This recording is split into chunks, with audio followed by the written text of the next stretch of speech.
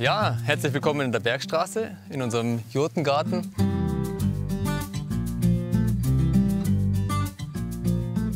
Mein Name ist Pirmin und ich würde mich sehr freuen, euch eine Führung zu geben. Kommt doch mal mit.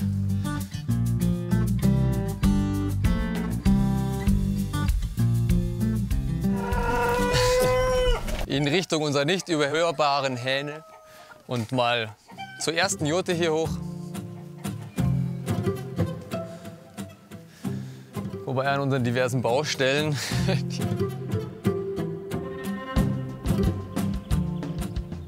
Wir sind jetzt hier sozusagen schon fast oberhalb unseres sehr steilen Gartens und vor einem Jahr noch war eigentlich alles undurchdringlicher Dschungel aus Hasel. Wir haben das alles ein bisschen umgestaltet und das sind insgesamt auf dem Grundstück jetzt schon 4 Wohnjurten. Dann haben wir eine Gewächshausjurte da hinten unten und es entstehen noch 2 weitere Jurten. Und dann haben wir natürlich noch unser Haus, was ein Teil der 15 Mitbewohner auch nutzt. Dann können wir uns mal jetzt eine voll ausgerüstete Jurte anschauen bei Dirk und Jenja. Ich glaube, nur die Jenja ist zu Hause, aber wir schauen mal, ob sie schon aufgestanden ist.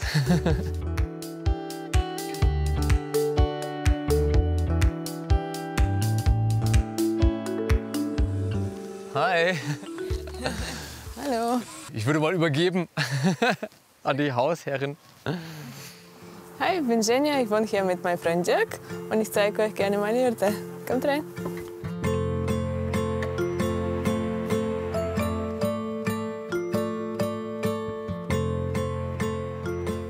Also es ist eine Wohnjurte. Wir wohnen hier ganzjährlich und wir haben gleichzeitig Schlafzimmer, Küchenecke, Kinderecke, das ist alles zusammen.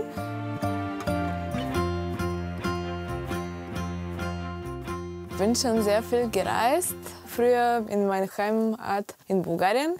Und immer beim Reisen habe ich versucht, in die Natur zu sein, aber dann bin ich zurückgekommen.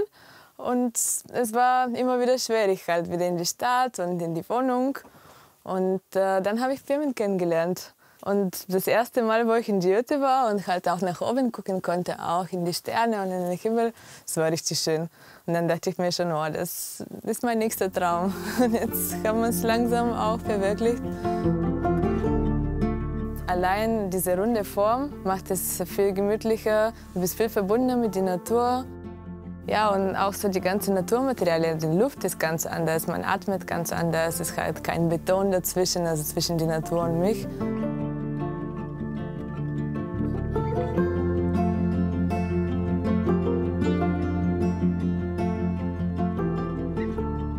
Hier ist die Kochecke, es funktioniert mit Gas, ganz normal.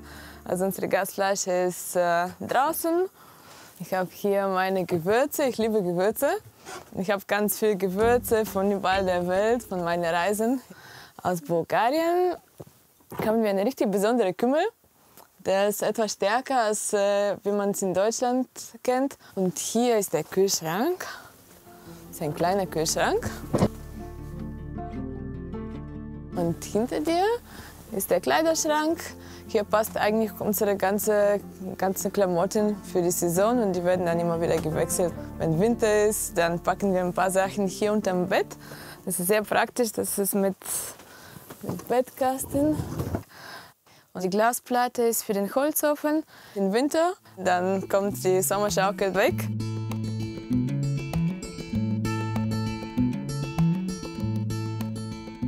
Also wir sind ziemlich minimalistisch, wir brauchen nicht zu viel und deswegen fällt es uns leicht, in diesem einen Raum zu wohnen.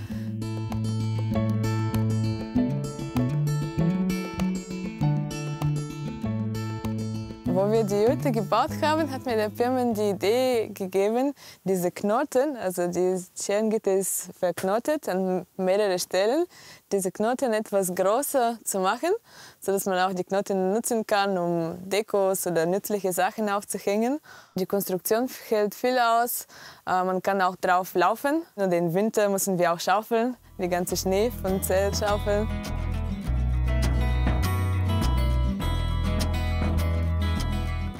Also draußen haben wir die Terrasse. Hier ist die Waschecke. Ja, wenn es regnet, wird natürlich momentan alles hier nass und ich schütze die Sachen unten drunter. Da ist auch noch ein bisschen Stauraum. Wir haben 2 Segel für den Regen und sind noch so ein bisschen am Tüfteln, wie wir genau das machen mit dem Regen und Schatten. Also wir wollen nicht zu wenig Sonne haben, aber auch nicht zu viel Regen. Und hier hinten ist die Toilette. Ich habe eine Trockentoilette von Firmen bekommen. Da bin ich echt dankbar, dass ich direkt hinter meiner Jurte gleich die Toilette habe. Am Klo haben wir einen Vorhang und man kann selber entscheiden, ob man den aufmacht und den Blick genießt oder zu.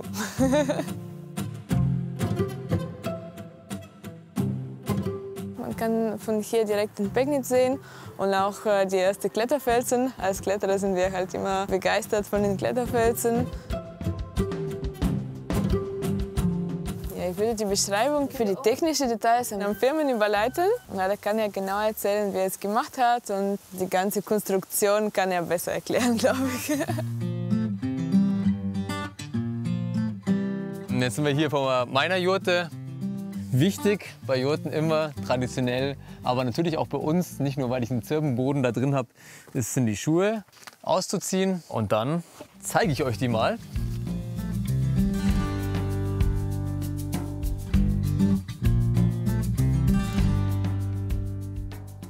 Hier, das ist jetzt eine kleine Jurte, 4 Meter Durchmesser. Man merkt es schon, wenn wir jetzt reinkommen, dass es jetzt schon selbst bei solchem Wetter echt warm wird. Also nur durch diese große Kuppel hier oben und die dicke Wolldämmung in der Wand haben wir jetzt hier drin, glaube ich, schon locker 20 Grad. Jurta und Jurt bedeutet Heim und Heimat in den zentralasiatischen Sprachen. Und letzten Endes ist es ein Rundzelt, also es ist tatsächlich ein Zelt. Es ist ja auch ein sehr leichtes Bauwerk. Also ich würde mal sagen, selbst mit Boden, der nicht original ist, wiegt das Ganze sogar wahrscheinlich nur so 600-700 Kilogramm. Das ist ein Scherengitter, komplett rumlaufend hier. Und wenn ich das zusammenschiebe, ist das noch so breit. Und die Dachstangen natürlich auch. Die sind dann, ist einfach ein Bündel Dachstangen. Der Kranz ist relativ groß hier. Das ist natürlich jetzt etwas, was auf dem Pferd ein bisschen schwieriger wäre. Die Originalkränze sind auch leichter und kleiner natürlich vor allem.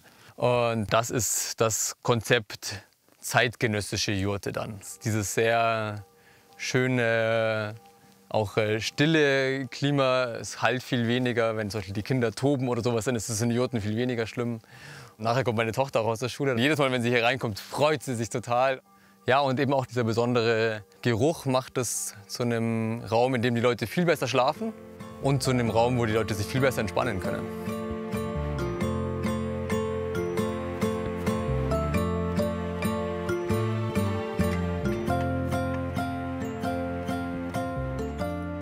Also an dieser Jurte, weswegen auch dieses Bett hier in der Mitte ist, was ja nicht so praktisch ist eigentlich, weil ihr ja schon gesehen habt, man muss nämlich immer außen rumlaufen.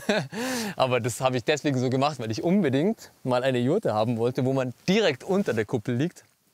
Ich bin tatsächlich zum Rückenschläfer geworden, so ein bisschen, weil ich eigentlich auf dem Bauch schlafe oder auf der Seite. Aber hier, wenn man hier liegt nachts, dann ist es schon so, wow, darf ich meinen Blick da überhaupt abwenden? Die Auflage von der Matratze habe ich selber gemacht. Das ist dann halt auch Wolle und hier unten ist das Regenwachstuch, was wir verwenden. Und das gleiche auch hier mit der Decke. Die habe ich auch einfach selber aus der Dämmung gemacht. Und das ist so ungefähr die wärmste, auch schwerste Decke, die ich je hatte. Und dann kann man sowas zum Beispiel auch einfach das ganze Jahr über nutzen, ohne es anders zu heizen, als halt die Sonne reinzulassen. Das Functional Living, was so ein bisschen auch ein Konzept dieser Gemeinschaft hier ist, besagt halt, dass jeder sozusagen für sich einen sehr schönen Raum haben sollte, aber halt auch einen Raum und nicht jetzt irgendwie, weil er sich leisten kann, 3 Jurten oder 4 Zimmer oder wie auch immer. Und deswegen habe ich hier in dieser Jurte im Endeffekt mir einen Raum zum Schlafen, Chillen, Lesen, Vorlesen, mal am Computer arbeiten, einen Rückzug haben, im Endeffekt geschaffen. Und nachdem wir immer zusammen kochen und zusammen essen, brauche ich halt eigentlich nicht mehr. Und dann machen wir mal eine Runde außenrum noch.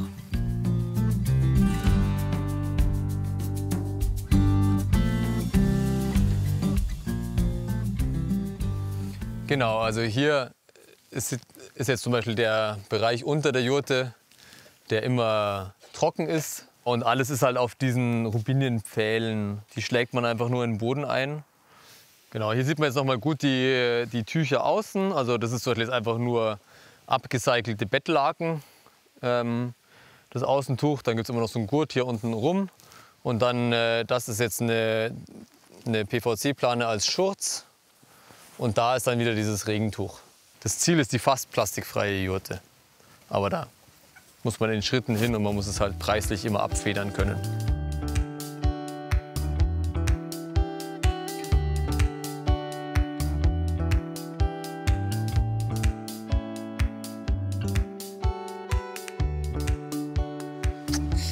Komm, spring drauf.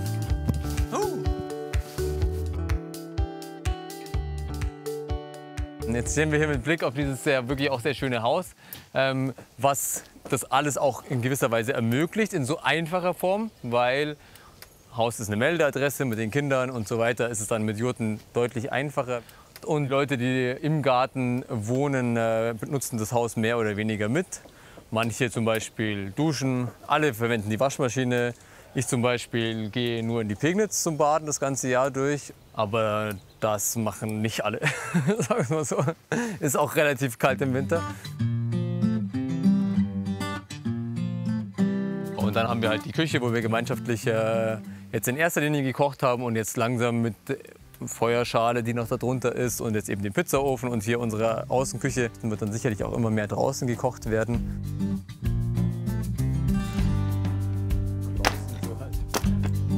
Wenn man zum Beispiel im Wohnen anfängt, eben den eigenen Fußabdruck senkt, dann wird man auch viel bewusster für andere Aspekte, die Ernährung zum Beispiel, den Konsum, die Mobilität. Dann gibt es so einen Schneeballeffekt, der den Leuten ermöglicht, insgesamt einfach nachhaltiger und verbundener zu leben.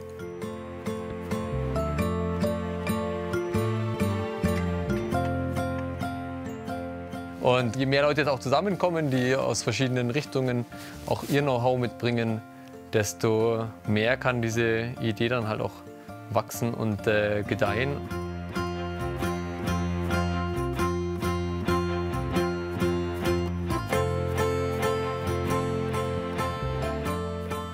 Das war's von der Roomtour. Tschüss aus unserem schönen Jurtengarten hier. Wenn ihr mehr sehen wollt, klickt hier oder abonniert den Kanal. Ja, danke für euren Besuch und bis zum nächsten Mal.